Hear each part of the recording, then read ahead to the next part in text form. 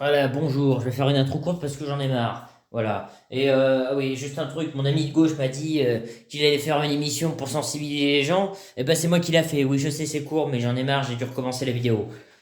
Un jour une actu présente, même pas vrai, le podcast. Salut, c'est Séverine. C'est moi, la journaliste qui pulvérise les stéréotypes. Tu sais, ces idées toutes faites qui te mettent dans des cases et t'empêchent de faire ce que tu veux.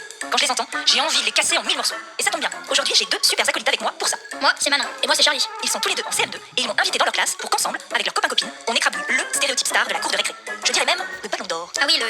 Vas-y vite, Manon. Et si on laissait ceux qui nous écoutent deviner? Je donne un petit indice. Même pas vrai, le podcast qui t'aide à chasser les clichés. Alors, tu as trouvé? Dans cet épisode, on donne notre mention spéciale du stéréotype tout pourri à. Le foot, c'est pour les garçons. Ça t'énerve quand on dit ça? Ah, ça presse moi aussi. Comme s'il y avait des sports réservés aux garçons et d'autres aux filles. N'importe quoi. Ben, c'est vrai que moi, j'adore le foot, mais j'y joue pas. Alors, on notera qu'ils ont bien pensé à dire que du coup il y avait ça dans l'autre sens, mais ils en parlent pas du tout dans l'émission. Souvent à la récré. Ok, on va voir ce qu'ils en pensent dans votre classe. Prêt pour la mission interview? Prêt. Je pense que comme il y a souvent des garçons qui jouent au foot, les filles ont un peu peur d'y aller puisque elles sont un peu timides. Moi, je fais Du coup, ce serait de la faute des filles et de personne d'autre.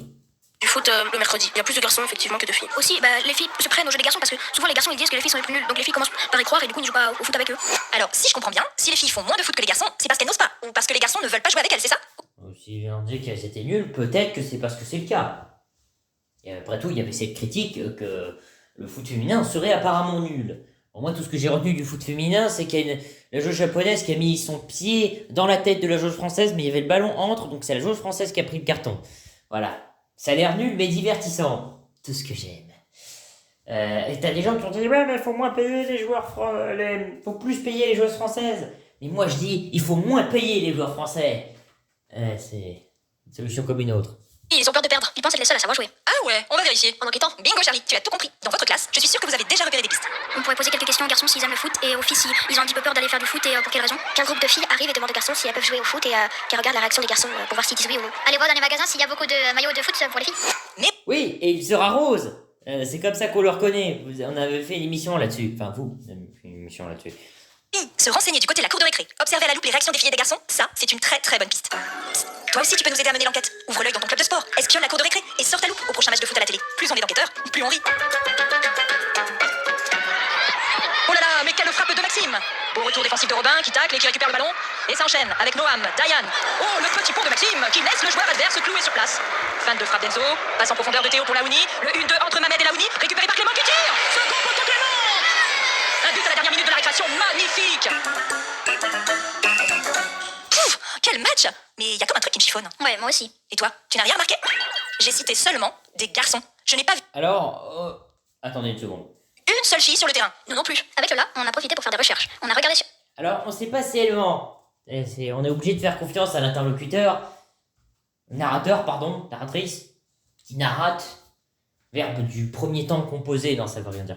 Non, plus sérieusement, enfin, oui, c'était en moitié sérieux, mais.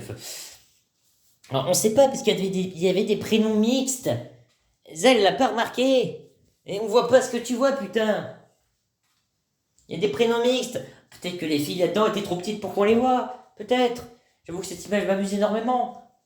Internet, si les maillots de foot de filles existaient. Au début, on a tapé maillot foot fille et on a vu un maillot de Mbappé. Bien joué les super détectives. D'ailleurs, vous aviez eu une super idée dans votre classe. Faire une récré spéciale où les garçons ne jouent pas avec le ballon pour voir comment les filles réagissent. Vous l'avez fait? Je suis curieuse. Oui. Ça a déjà existé, mais bon.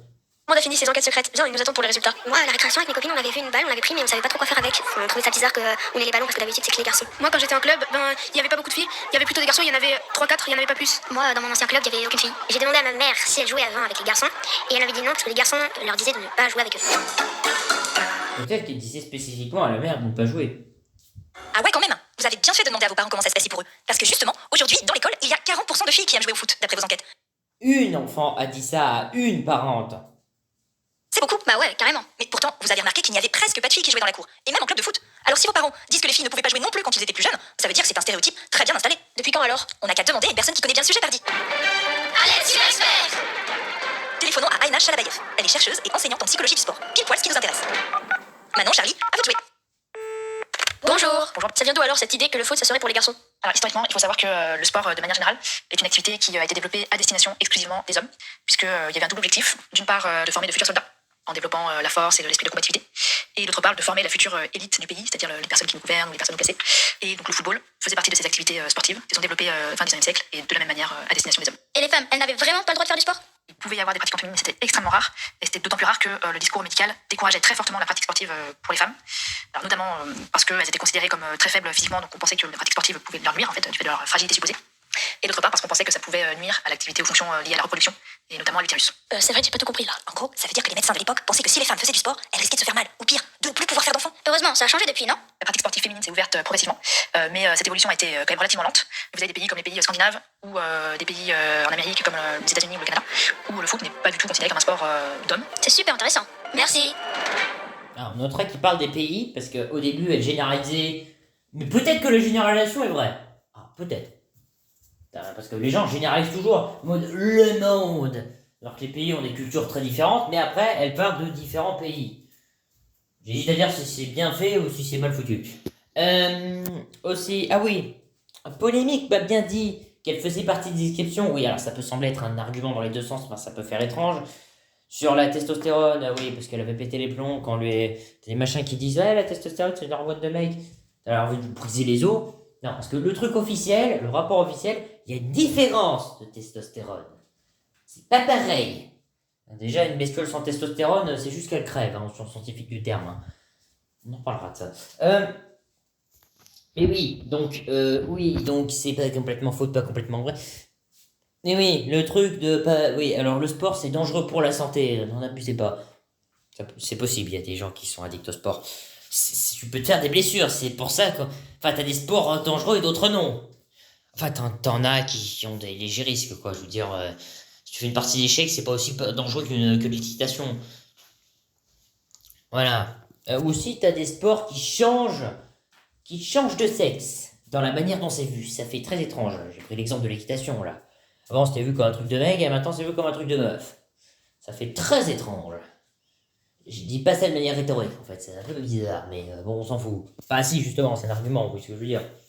Et sinon, niveau sport, ça va saigner dans les chaumières. Cette connasse de Simone de Beauvoir, je sais pas si ça va passer sur YouTube, avait dit, ouais, vas-y, fais ta voix d'adolescent, Georges. Elle avait dit à quel point sa poitrine était tellement énorme qu'elle pouvait pas faire de sport. Bon, peut-être qu'elle était en obésité morbide aussi, c'est peut-être ça qui devait pas aider. Enfin, quand tu me décris ça, ça a l'air de ça. Attends, ouais, les précieuses femmes, elles peuvent pas à cause de la puberté.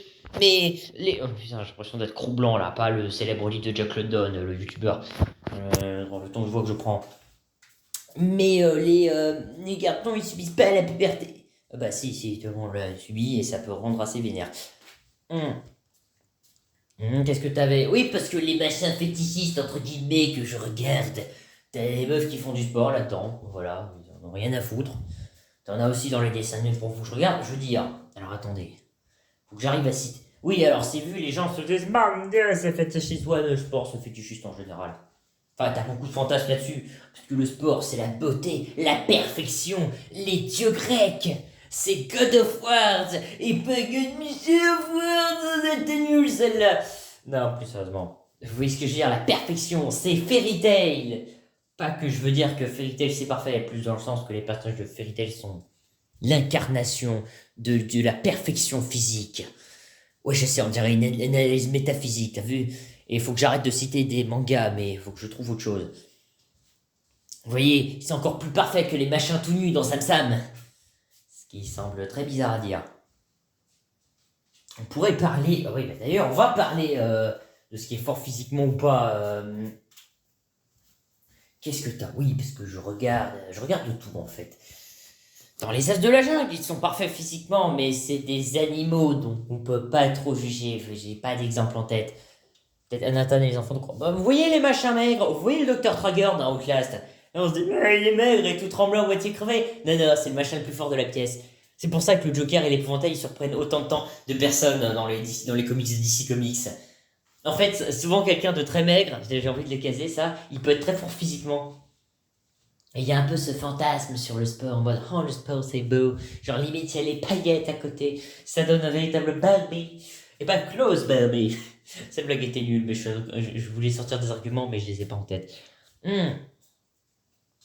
Donc oui, parce que parmi les trucs, bah il y a machin, il y a ce Rancagora, ils font du sport, il y a Rosario Empire aussi. Tiens, faites du sport. Hein, d'ailleurs, dans ce truc, parce que les gens se plaignent de manière contradictoire, le héros, c'est un damoiseau en détresse, et en plus il est pauvre. Ça marche bien l'argument, du coup. Mais les gens se sont plaints quand même. En mode, puis c'est le contre. Ah, zut, zut, vous avez ce que vous avez demandé, c'est trop mieux. Oui, il faut que je cite plus. Dans Miraculous, ils font du sport, ils font de l'escrime. Et Miraculous, ils sont tous fins, les personnages. Sauf une, c'est la trouillarde. Ouais.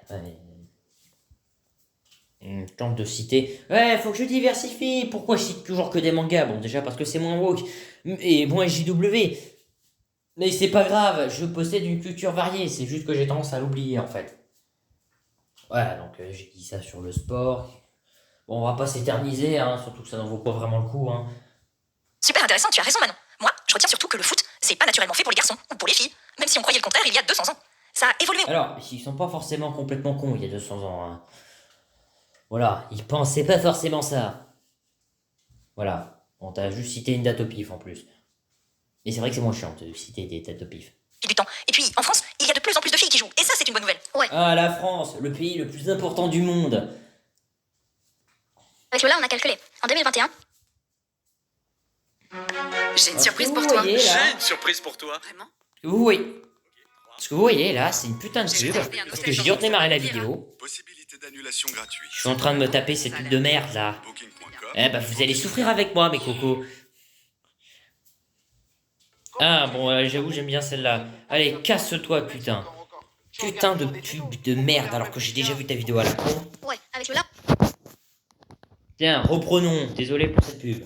on a calculé. En 2021, il y avait 176 000 filles inscrites en club de foot en France. C'est 2 fois plus qu'en 2011. Mais bon, 9 personnes en club sur 10 sont des garçons. Encore aujourd'hui. Qu'est-ce qu'on fait alors? On va pas rester les bras croisés quand même. Oui, dégage ces garçons. Ah oui, un truc que j'ai complètement zappé mais qui était très important. De quelle couleur de peau, puisqu'il y a le cliché, eux ils prennent l'espace vital. Mais de quelle couleur de peau sont les petits garçons qui prennent l'espace vital?